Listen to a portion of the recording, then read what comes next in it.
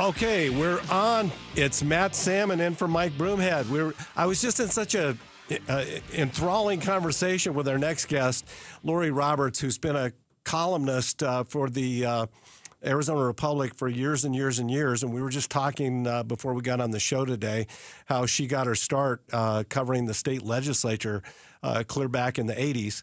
And I'm just thrilled to have you on, Laurie. You recently wrote a column about Kari Lake owing the Gallegos an apology over this divorce stuff. Can you talk a little bit about that? Yeah, well, I mean, anybody who's followed politics for years has known that Ruben Gallego and Kate Gallego were divorced, that it was not the best of circumstances. Certainly, they split up in her 9th month of pregnancy. It was, an ugly situation from the outside. Of course, nobody really knows what it was like from the inside.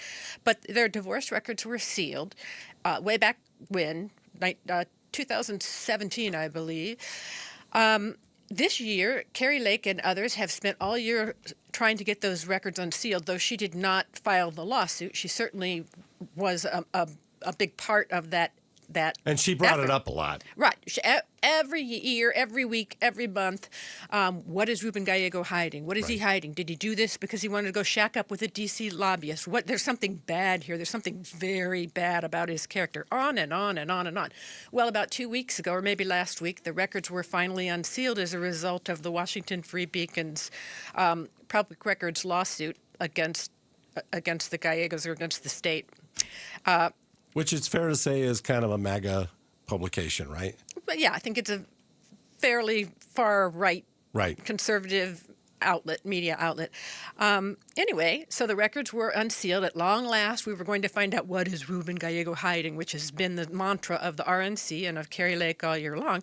And in fact, not much of anything, as it turns out. It was, as the judge who unsealed the record said, kind of your garden variety divorce.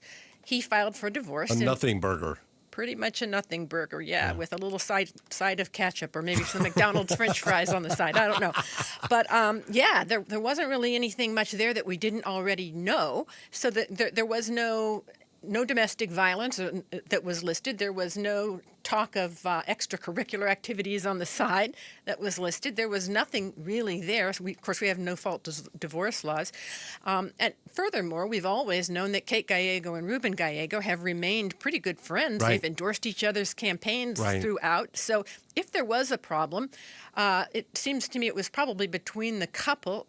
Ruben Gallego has intimated many times that he had PTSD as a result of his combat experience in Iraq. Yeah. Right. So I can imagine that factored into divorce somehow. But in truth, none of the things that Kari Lake has teased about all year long were there. And so she's just going on about her business. The Gallegos have asked for an apology, and she's like, well, what do I owe an apology for? I didn't do anything. This is part of what her problem seems to be in running for statewide office. Polls show repeatedly that this attack style that she has made her quite unlikable among a number of people. And this is just another example. So, Laurie, consistently in the last several polls and over the last several months, the polls have shown that Trump and Harris are in a deadlock. I mean, they're within a couple of points of each other, within the margin of error either way. Right. But Kari Lake has consistently trailed Ruben Gallego anywhere from 2 points to double digits, depending on which poll you look at, but she's never really been ahead of him. Why? I mean, she seems to be, and she calls herself Trump in heels. Why is Trump holding, at tie game and she's getting her butt kicked? Well, I think there's a couple of reasons for that. One is nobody else is Trump. Trump is Trump.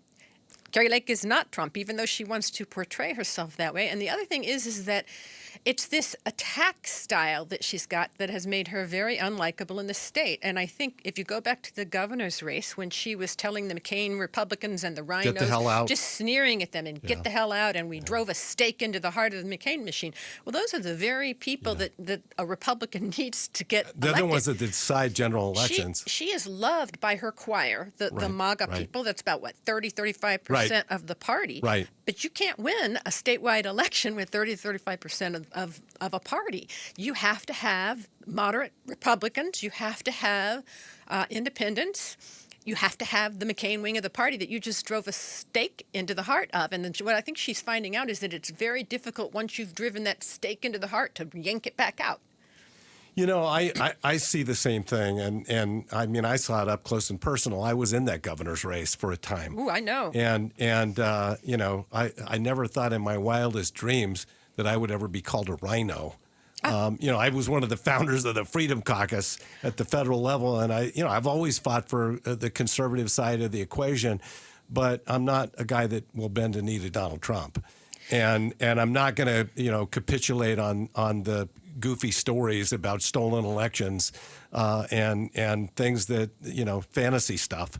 I'm going to focus on things that I think are important, like low taxes, low regulation, and. But that's the Republican Party of old. Right. The Republican Party of now is Donald Trump's party. And if you don't continue to herald from the rooftops that the emperor has no clothes, then you're going to be ousted. You're going to be a rhino. You're going to be a traitor. You're going to be a communist. You're going to be endorsed by George Soros. You're going to be all of those things. The political spectrum has picked up and moved so far to the right in the Republican Party. And it's cost us. Right. And this is why they can't seem to get anybody to elect it to a statewide general office. You remember the days as well as I do that Republicans controlled everything. I was state party chairman from 2006 to 2008. We had Senator McCain, Senator Kyle.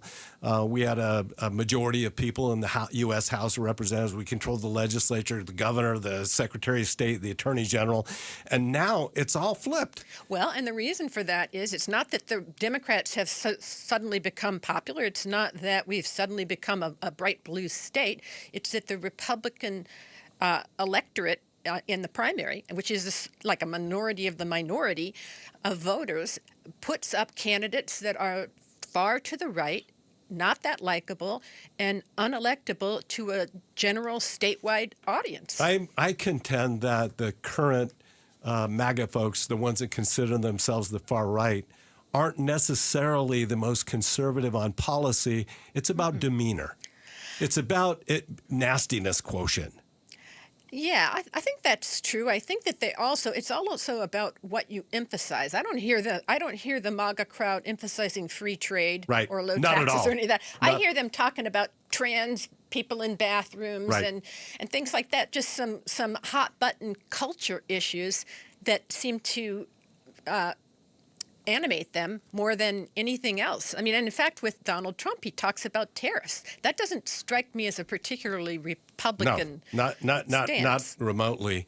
We've run out of time, but you're going to stick with me for the next segment, and I want to talk about, is there a possibility that the Arizona legislature could flip in the next election? So stick with us, and I think you're really going to enjoy. Laurie, for many, many years, going on, 40 years, the Arizona House has been controlled by the Republicans, maybe 50 years. Since 1966, I believe. Okay, since 1966. And when I first went into the state Senate back in 1990, Pete Rios was the president of the Senate. The Democrats won for 2 years. Right. And then later on, it was a tie, and Randall Gannett ended up becoming the Senate president.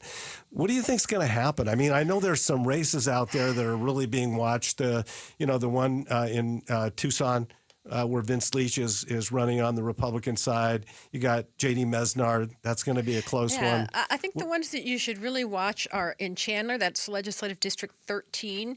Mesnard is running for the Senate, of course. But then watch those Republican races. There's a couple of open seats, or there's one open seat and one seat that's now by an appointed person, Julie Willoughby. That race is going to be big. Big money being spent in that race, especially in that House race. Democrats are just pouring money into that race because it's probably the most competitive district in the state. So before it was represented by a Republican in the Senate and a Republican and a Democrat in the House.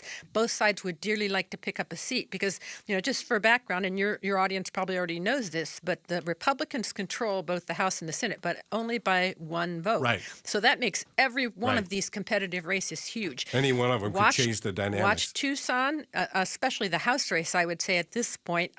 You think Leach has a lock? I think he pretty well has a luck. I think that the Democrats had a good chance of picking that district up had Leach not knocked off Justine Wadsack, who's one of the far-right legislators who's kind of loud and controversial. So the Republicans in that particular primary... Who has a lead foot, too.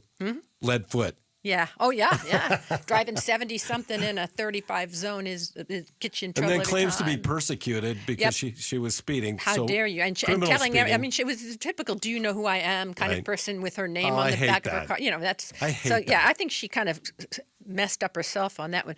Another race to really, really watch, a Senate race, is in North Phoenix. Shauna Bolick, the appointed senator, is running against Representative Judy Schweibert. That's another money with big, big bucks. And in that case, Republicans are putting big bucks in. I mean, they're spending millions on these legislative races. And these legislative seats, what are they? $24,000 a year, right. Plus per diem. So, I think watch that race. Watch Legislative District 4, which is a Phoenix/Scottsdale district in the Senate. Christine Marsh is trying to hold on to her seat against Pamela Carter is her name. It's Wonder Woman's sister. And Wonder Woman has endorsed, not her sister. Right. And the House side of that race too is. I wonder if they're friends with the Gozars. I don't know. Have a reunion of families who can't stand their siblings who are elected. Right. Yeah, exactly. Anyway, but there's about 4 or 5 districts that are really worth watching because all Democrats need to do is pick up one seat in either chamber to get at least a piece of the pie, a tied place. Of course, the Republicans are hoping to build on their lead or at least hang on to their lead. And on the side of that is Governor Katie Hobbs, who's spending a lot of time and money advertising. And there's a reason, I guess, she can never show up when Kamala Harris is in town because she's too busy with legislative races. But to her credit, those are the races that she really needs if she wants to do anything as governor, because the Republicans in the legislature, and this is not the legislature you served in, Matt. This is a very hard right legislature. Well, and you've got this Freedom Caucus, which I was talking to. I'm going to make him nameless, but he was one of the members of leadership of the House. And he said, I thought the Freedom Caucus guys were about fiscal conservatism. And he said they were the biggest pigs at the trough when it came, to the last budget.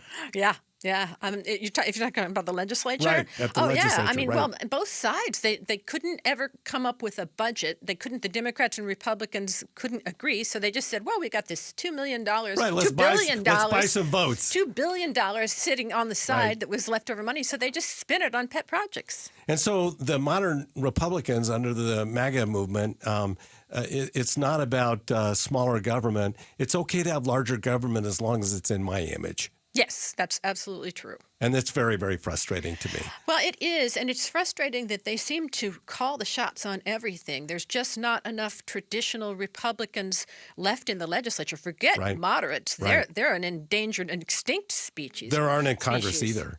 Right. I mean, the blue dogs, they're gone. Yeah. And so social media, I think, is part of what's to blame.